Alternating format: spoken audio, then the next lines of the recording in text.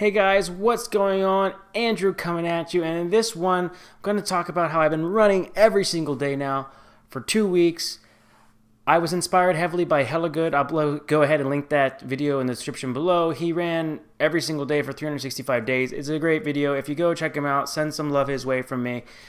Anyways, I've been a runner for 7 years, and I've consistently been running about 25 to 35 miles a week, give or take, for that time, 11 months out of the year, and probably in total rest I take maybe a week off before a race, a week off after a race, or if I have an injury. So 11 months out of every year, I'm consistently running 4 times a week, putting on a lot of miles.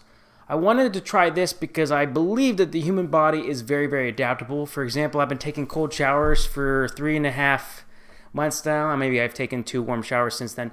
And, at first when I did it, it was a huge challenge, and then my body adapted. It didn't necessarily change my life like a lot of YouTubers have said, but it was fun to try and kind of proves how adaptable our bodies are. So I wanted to try to increase my daily amount of miles by doing it consistently first, like breaking up the 4 runs into 7 and then increasing that over time to give my body, like my knees and my tendons, time to kind of heal up. The first week was a breeze willy because I just took the 26 miles and then kind of split up where I did about 4 miles a week. This week I've done about 4.5, but this last run I just did today, I did 5 miles. So I'm thinking about maybe increasing it to 5, seeing how far I can go from there. I have to say that my body feels pretty good. I had some to deal with soreness and things like that, but I just kept going. There were some days I didn't feel like running, and I had to run. One day this week, for example, I had to run at like 7:30 at night. But what I've been doing is consistently running in the morning, which I think is really important. I kind of want to get in that habit once I get back in the swing of things at work, because I've always been an afternoon runner. But I definitely think if you want to run every single day, it's probably better to do it first thing in the morning. It's a little bit nicer too because I'm not doing such long runs. I used to do 6 miles, and 8 miles, and for you Europeans that would be 10, and then 13 kilometers. So my body is starting to adapt. My stress levels are like way down, but I don't really have a reason to be stressed in general. But still, I'm feeling great. I feel like there's a lot of endorphins coming into me every day and feeling kind of positive. I find that when I run, I'm like in a really good headspace, and so I started listening to audiobooks again on my Audible account, and I'm getting through some books. And I listen to like kind of like self-help or just kind of like positive, low pressure kind of stuff that interests me, not like serious fiction at that time, but it's been great, and I feel like I'm killing 2 birds kind of with one stone. And then some days I just jam out to my tunes as well. It's been awesome. I haven't lost any weight because I've been in America now, and I usually live in Sweden, and I'm not necessarily eating so healthy. I'm pounding down a lot of food. I'm sure a lot of it's water weight at the same time.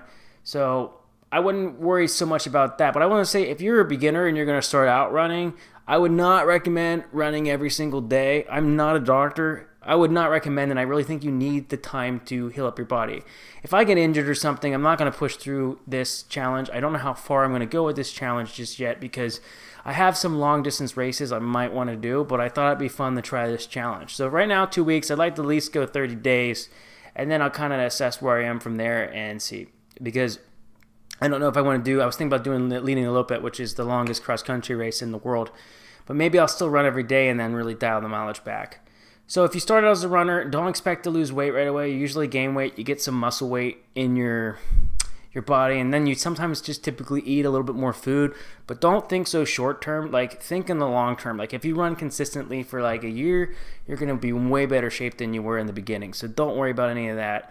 Also, get plenty of rest. If you are someone though that's probably going to try to run every day, again, not a doctor, I would probably suggest starting out at 5 to 10 minutes a day, or even just walking. That's the last thing I want to say, and I'm not trying to be preachy or anything like that.